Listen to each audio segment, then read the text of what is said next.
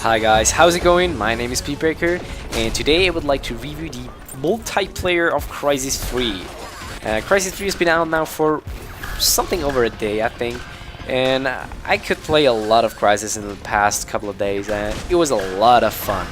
But one little thing I would like to mention right off the bat, the gameplay you see here is, first of all, it is called the game mode crash site, which I'm sure most of you are familiar from all the different videos that were out from the beta. And you should try and change your field of view, and just check me out, failing with the swarmer here. Oh my god, I just couldn't shoot. But I was gonna say, you should really try and change the field of view, because the game ships with only about a field of view of 55% degrees, and you should really change that up to, I changed it to 85, just because it's kind of like in Battlefield then. And just check out how I stumped those two poor bastards here. They didn't see me coming, they had no idea. But however, you should really try to change the field of view. It's kind of essential to see everything and everybody in the game, and just to have a good game experience, as well as the mouse acceleration, which is quite significant in this game, and it's gonna mess up your aiming and make you pretty much not able to shoot anybody. So I left in the description, I wrote down what kind of values you should try and use. So the game mode you see me playing here is called Spears, and sadly has nothing to do with Britney Spears, or it's probably a good thing. It's pretty much Conquest from Battlefield, so there's not a lot to tell about how the game works. It's pretty much straightforward. And this clip, I just wanted to show you the ridiculous amount of damage that shotguns deal. I mean, come on, he wasn't even aiming at me.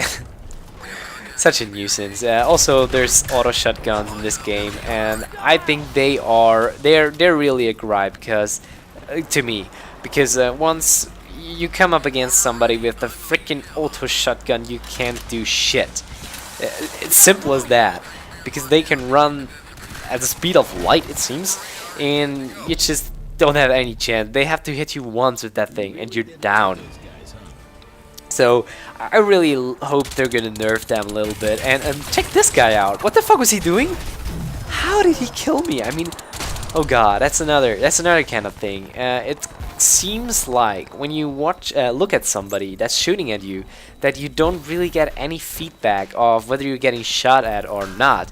Because just like there, it was like he wasn't shooting at me, and all of a sudden I was dead. I was like, what the fuck?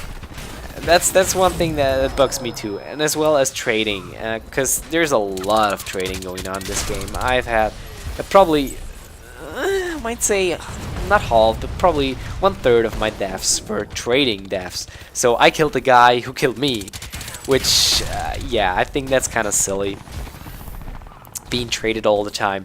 And this game mode right here is called it's Deathmatch actually. And it's pretty much free for all, so you have 16 players, all against everybody. So yeah, it's a lot of fun. It's fast paced, but sometimes it's kind of getting a little bit lame, because the maps are actually kind of big. I know that sounds silly, but the maps are actually not too small. Sometimes you find yourself running around not finding anybody, because yeah, the map is just kind of too big for the game mode, because you can only have 16 players per server. So when you play team deathmatch, then it's sometimes really boring, because you only have 8 enemies, and the map is kind of like Grand Bazaar.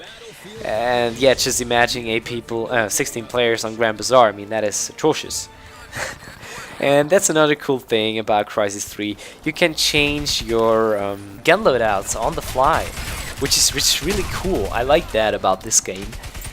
And what else is there? The gameplay you see me recording here is actually played with medium textures, as well as all the graphical settings on low, and anti-aliasing 2 times. And in the top left corner you can see DxStory with the frames, and it is insane. First of all, I'm not quite sure why DxStory shows the frame rate here. Pretty much on every other game you can't see the frame rates while recording, which is also how it's supposed to be, but I didn't have any time to record more gameplay. So yeah, just roll with it. And I think it's also good to see how many frames you get. I mean, it's insane. 120 frames all the time. Thanks. Please, yeah, give me that stuff. That's what I want. I'm playing on a BenQ 120 Hertz monitor, so I can take full advantage of these 120 Hertz, which is cool. You really do feel quite a difference between a 60 and a 120 Hertz monitor. But back to more game-related stuff. The game you see me playing here is called Capture the Relay. Well, why they didn't call it just Capture the Flag, no one knows.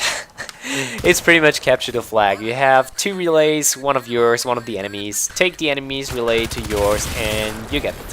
One taken relay. Yeah, kind of makes sense.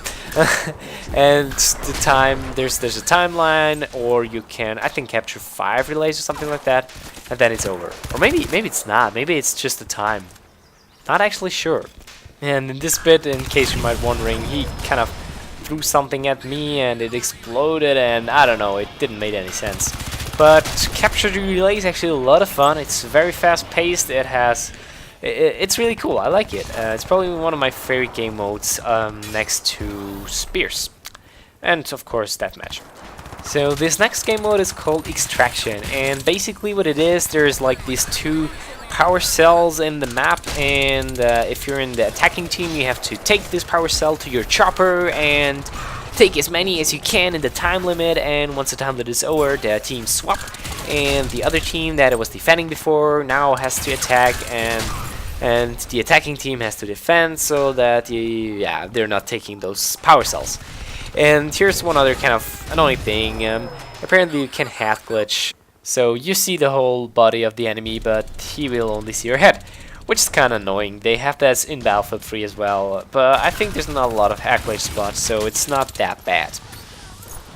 So here you see the chopper to which you have to bring the power cells. I'm not quite sure why, actually. Probably the chopper runs out of power or something like that. It's silly, but whatever. It's pretty much like Capture the Flag with 2 things that you have to take care of. And yeah, it's okay. I'm not crazy about this game mode. And about weird thing that doesn't make sense. I heard the single player is bad, and that's probably the reason why I didn't even open it. I haven't played a single minute, but maybe I will. And please don't jump down these things. It's just, you're gonna die. So this game mode is called Assault, and all I have to say is boring. It's so boring. I don't like this one at all. But you might have come to this video to hear my opinion about Crysis 3 and whether it's worth to get it. And my ultimate opinion is yes, it is. If you've ever enjoyed a round of Call of Duty or Counter-Strike, you'll definitely gonna love this one. It's fast-paced, the graphics are gorgeous. Even on a not too beastly system, you're probably gonna be able to run it with pretty nice frame rates.